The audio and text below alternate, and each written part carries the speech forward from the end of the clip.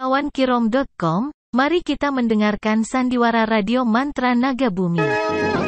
PT Supra Perpindo Pharma bersama Sanggar Cerita mempersembahkan serial sandiwara radio Mantra Naga Bumi.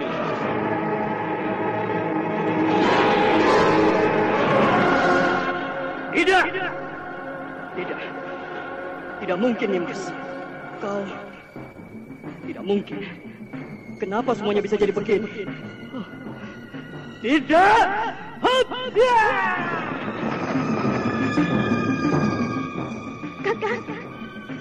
Kakang Rangga Geni. Kakang, kenapa kau tinggalkan aku, Kakang? Kenapa?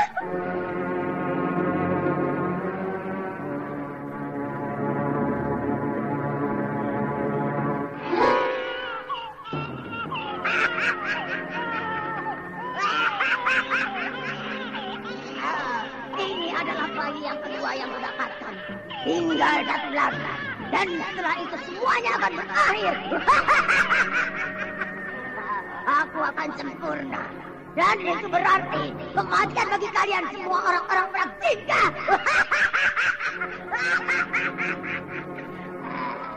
Darah-darah kalian akan dipersembahkan untuk dewa kegelapan. Kalian akan kuhancurkan. Kuhancurkan.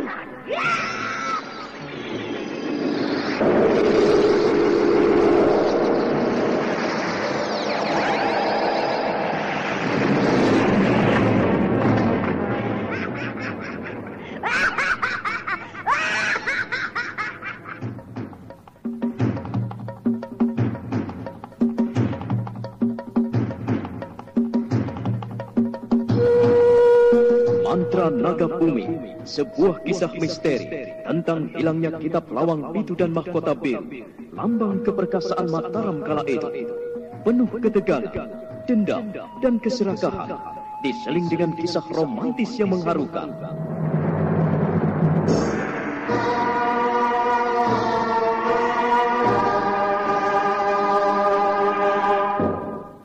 Mantra Naga Bumi, ide cerita Totot Prambanan, naskah disusun dan ditulis oleh Chandra Argadinata, teknik dan montase Novin Mubu, ilustrasi musik Frans Harius, dengan sutradara Dian Pertiwi.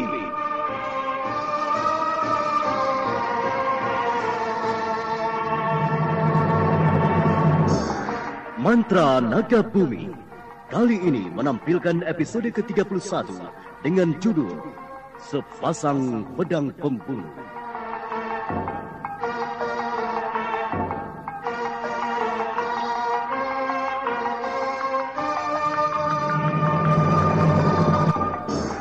Dalam seri yang ke-10 ini didukung oleh para pelakon Ana Pertiwi sebagai Diah Ayu Penguki, Lucy Jaha sebagai Seranti, Bu Nargis Muryono sebagai Cukala, Sunario sebagai Bentang, Erik Jaya sebagai Wikala, dan Nusri Nurdin pengantar cerita.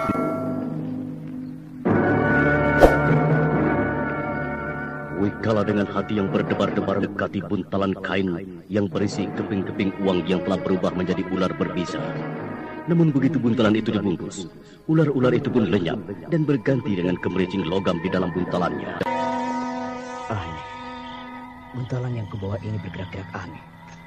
Dan seolah-olah penuh dengan logam kepeng di dalamnya. Aku jalan ke sana saja. Aku mendengar ada suara sungai yang mengalir.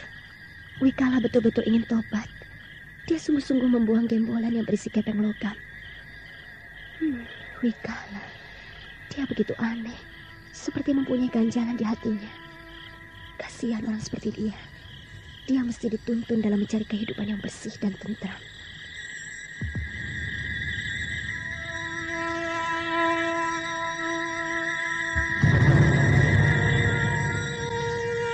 Dengan ilmu pesundari, aku dapat melihat apa yang dilakukannya. Sekarang dia telah menemukan sungai yang cukup besar. Bungkusan itu dengan sungguh-sungguh dibuang di tengah sungai. Benar-benar dia telah berubah.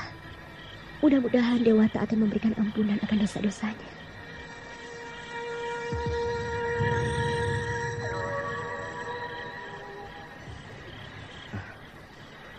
buntelan itu telah hanyut dan tenggelam oleh aliran sungai. Sekarang aku akan menemui pendekar itu. Dia begitu asing dan lembut tatapan sinar matanya. Apakah dia seorang biksuni yang sedang menyamar? Aneh sekali.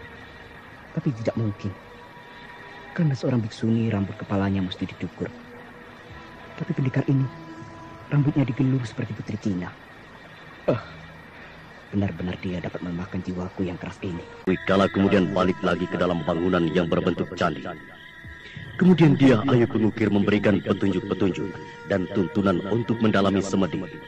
Wikala dengan hati bersih dan ikhlas mengikuti perintah-perintah yang diberikan dia Ayu Pengukir.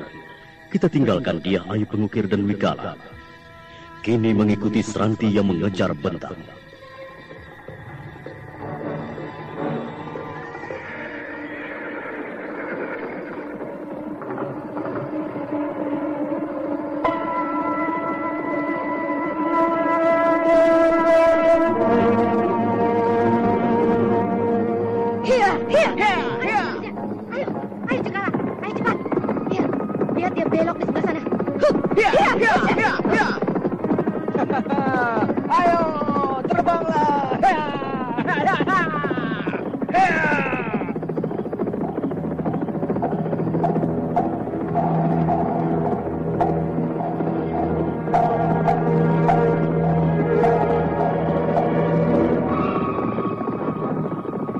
Kejar-kejaran di malam itu menerobos hutan-hutan.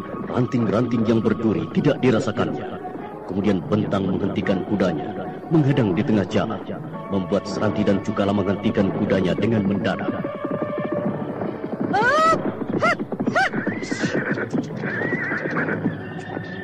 Bentang, kenapa kau ini? Kau sedang terluka. Jangan bergurau, Bentang. Luka-lukamu sangat membahayakan. Kau bisa tewas, Bentang. Kalian ini siapa? Aku tidak apa-apa. Aku tidak terluka. Seranti, dia betul-betul telah lupa ingatan.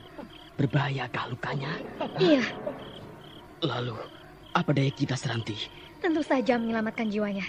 Ayo kita dekati. Iya, yuk. Berhenti di situ. Kalian mau apa? Apakah kalian mau menjarahku? Atau kalian butuh uang? Bentang, kau dalam perawatan.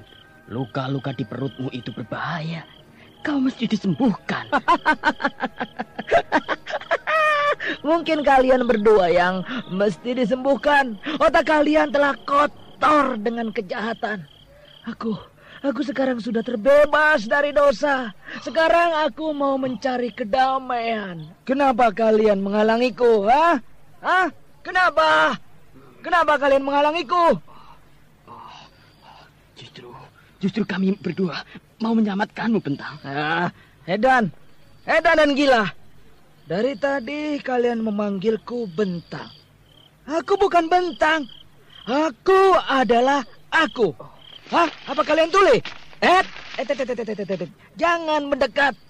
Kalau tidak ingin berkelahi. Dan kalian pergilah ke tempatmu. Jangan ganggu aku. Semakin parah jalan pikirannya. Sekarang ayo kita hantam saja kepalanya supaya dia pulih. Tunggu, Seranti. Apa tidak berbahaya kalau kita memukul kepalanya? Aku khawatir dia bukannya sembuh, tapi semakin jadi gila. Tidak, kita cari titik lemahnya. Kita cuma memukul dengan pukulan ringan saja. Cuma membuat kaget saja. Baiklah, ayo kita mulai.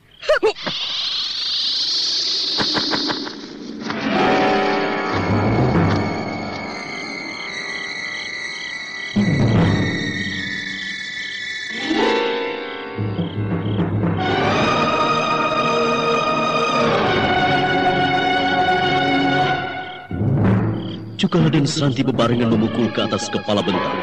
Bentang tenang-tenang saja, seperti tidak merasakan pukulan yang dilontarkan oleh Seranti dan Cukala. Membuat kedua orang itu heran dan tidak habis pikir.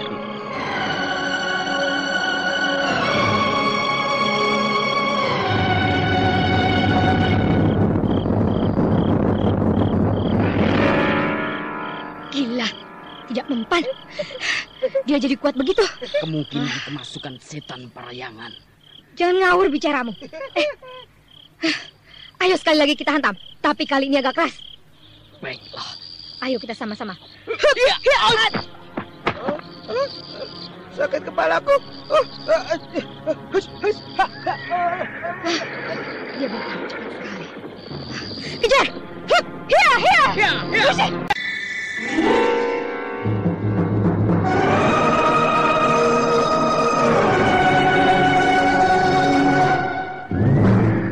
Bentang, kudanya melesat bagaikan anak panah lepas dari busurnya. Sementara Seranti dan Cukala memacu kendali kudanya. Bentang hampir dapat disusulnya. Kemudian Bentang naik ke sebuah perbukitan. Di sana ada bangunan candi yang sekarang sedang ditempati oleh Dyah Ayu dan Wikala.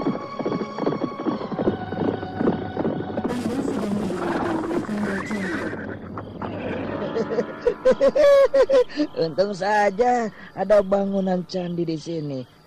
Aduh, aku capek sekali. Mereka seperti kesetanan mengajarku. Aduh, kenapa? Kenapa perutku berat sekali? Aduh. Saudara, apakah aku terluka? Kenapa aku takut dengan darah?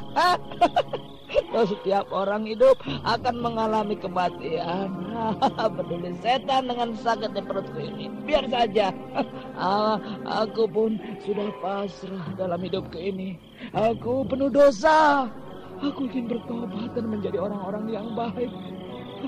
Siapa tahu ada pendeta atau dewa mau menolongku.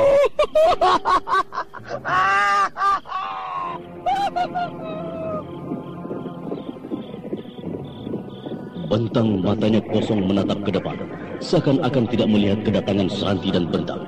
Kemudian Bentang ambruk tidak sadarkan diri. Seranti melihat hal ini segera lompat dan mendekati tubuh Bentang. Dari perutnya mengalir darah segar dari lubang tusukan pisau. Dia pucat. Mungkin kita tidak bisa menolongnya. Darah begitu deras mengalir dari perutnya. Buatkan kuburan untuknya, Cukala. Kita tidak mungkin menolongnya. Baiklah, Seranti. Kalian tidak usah membuat kuburan di sini.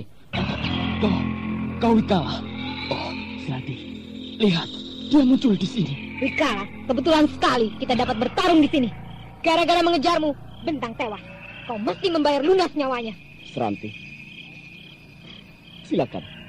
Aku tidak melawanmu. Karena aku sadar. Aku telah berbuat dosa kepadamu.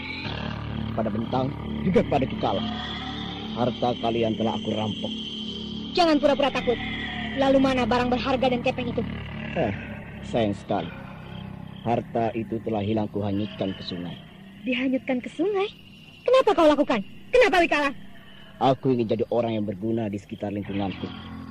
Aku ingin hidup layak. Tidak dicurigai dan dikejar-kejar oleh prajurit-prajurit Mataram. Aku ingin bebas dari pengaruh kejahatan. Dan salahkah jika sekarang aku pasrahkan diriku kepada Yang Maha Pencipta? Kata-katamu meragukan, Wikala. Aku ingin betul. Sampai di mana kesungguhan kata-katamu?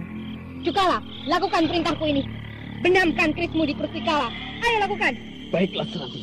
Hai Wikala, kau tidak akan bisa lolos dari maut. Kau mesti mati. Lihat ini.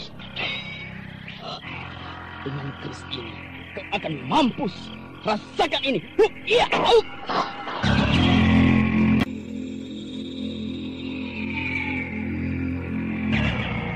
Wikala tidak berusaha mengelak. Keris itu dengan derasnya menghujam di perut Wikala. Namun terjadi keanehan. Keris itu menjadi bengkok. Tubuh Wikala tidak mempan ditusuk keris, membuat Cukala pucat bias ketakutan.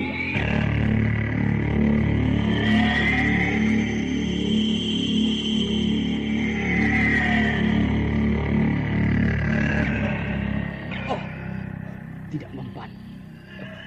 Bagaimana ini, Seranti? Kenapa Wikala tiba-tiba menjadi sakti? Betul-betul ajaib. Tentu kau dibantu oleh setan dan siluman Icani ini, Wikala. Seranti, aku telah pasrahkan diriku kepada Hyang Agung Maha Pencipta. Dan aku rela untuk apa saja.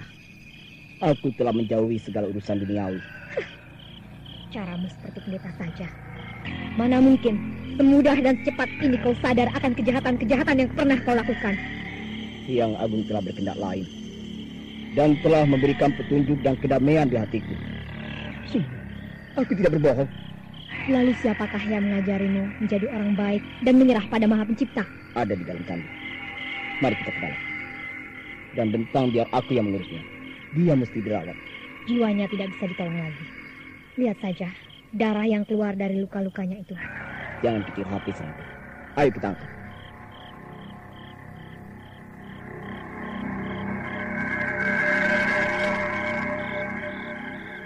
Seranti semula ragu akan kata-kata Wikala. Akhirnya membiarkan Wikala mengangkat tubuh Bentang masuk ke dalam candi. Sesampai di dalamnya, hanya diterangi oleh sinar rembulan. Seranti dan Cukala matanya terbelalak kaget setelah mengetahui dia Ayu Pengukir yang telah memberikan penuntun kepada Wikala.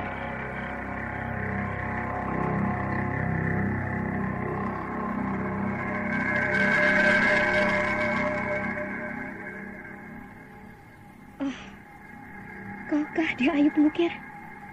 Pendekar yang telah membantu kami di Danau Pengasihan? Iya.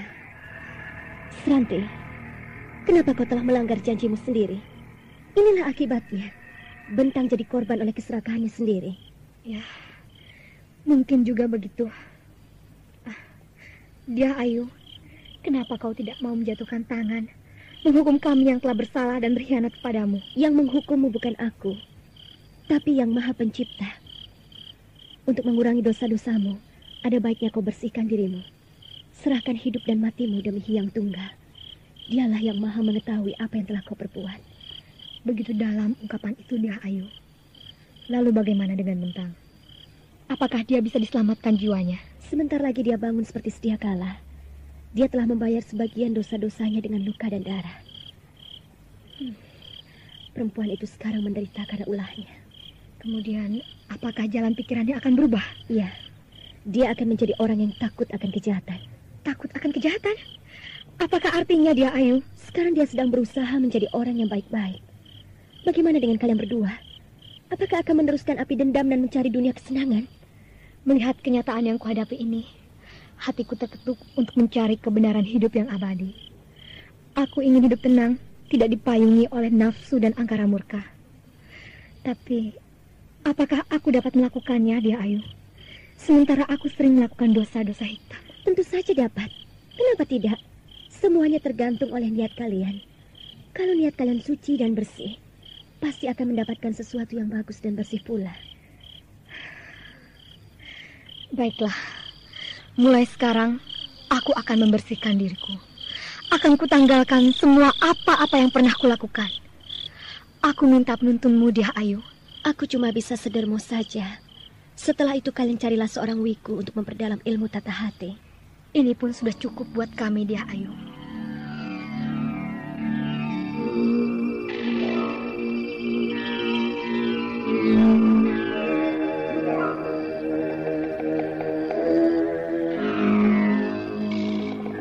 Kemudian mulai malam itu, Seranti dan Cukala bergabung dengan Wikala, memperdalam kebudi luhuran dan semedi. Lamat-lamat terdengar doa-doa pujian kepada Hyang Agung. Bentang pun sembuh dari luka-lukanya setelah dirawat oleh Diah Ayu Pengukir. 5 hari sudah di candi tua. Diah Ayu memberikan petunjuk semedi yang baik. Setelah itu meneruskan perjalanannya ke bumi Sambara di dekat Bukit Menoreh.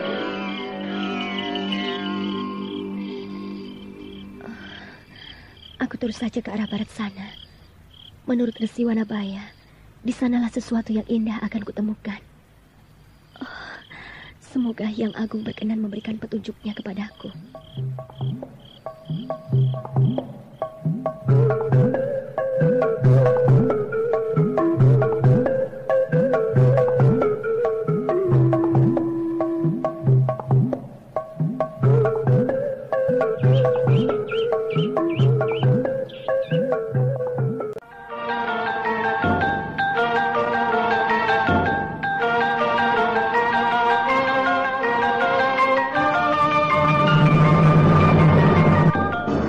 Saudara pendengar, mari kita ikuti kelanjutan kisah ini pada seri berikutnya di radio kesayangan Anda. Sampai jumpa.